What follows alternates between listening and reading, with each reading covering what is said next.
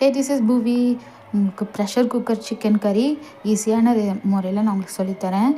ஒரு pressure cooker எடுத்துக்கோங்க. 3 spoon oil, 1 spoon சோம்பு போட்டு வெடிக்க விட்டுக்கோங்க.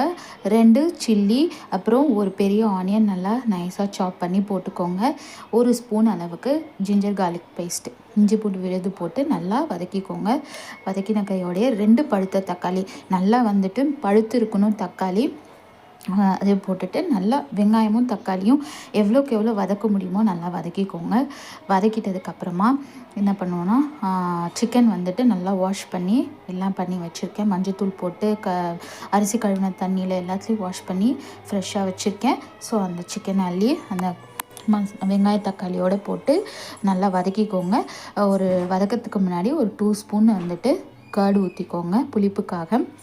அப்புறம் இப்போ நான் சொல்கிறேன், ஃபாலோட் பை மசாலாஸ் எல்லாம் போட்டுக்கோங்க.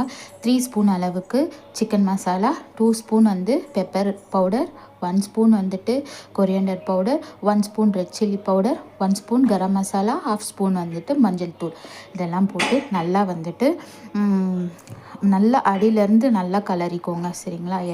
எல்லா பீசஸ்லையுமே மசாலா பரவுற மாதிரி கலரிட்டு, அப்புறமா கொஞ்சோண்டு கல் உப்பு போட்டுட்டு கொஞ்சமாக தண்ணி விட்டுக்கோங்க. ஏன்னா சிக்கனே வந்துட்டு தண்ணி விடும். அதனால் ப்ரெஷர் குக்கரில் வைக்க போகிறோங்கிறனால ரொம்ப தண்ணி விட்டுறாதீங்க, ரொம்ப தண்ணியாகிடும் குழம்பு. ஸோ கொஞ்சமாக அளவாக ஊற்றிக்கோங்க. ஊற்றிட்டு 3 விசில்ஸு.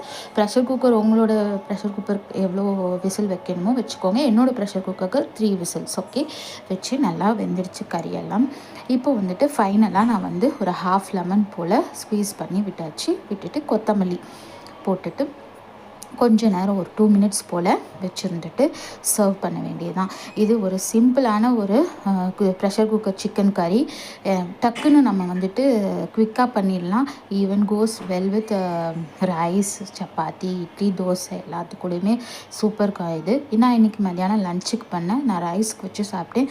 அஃப்கோர்ஸ் எனக்கு வந்து லெக் பீஸ் ரொம்ப பிடிக்கும். அதுவும் கறி, அதாவது சிக்கன் குழம்பு இல்லை இந்த மாதிரி கிரேவியில் போட்ட ஒரு லெக் பீஸ்னால் எனக்கு ரொம்ப பிடிக்கும்.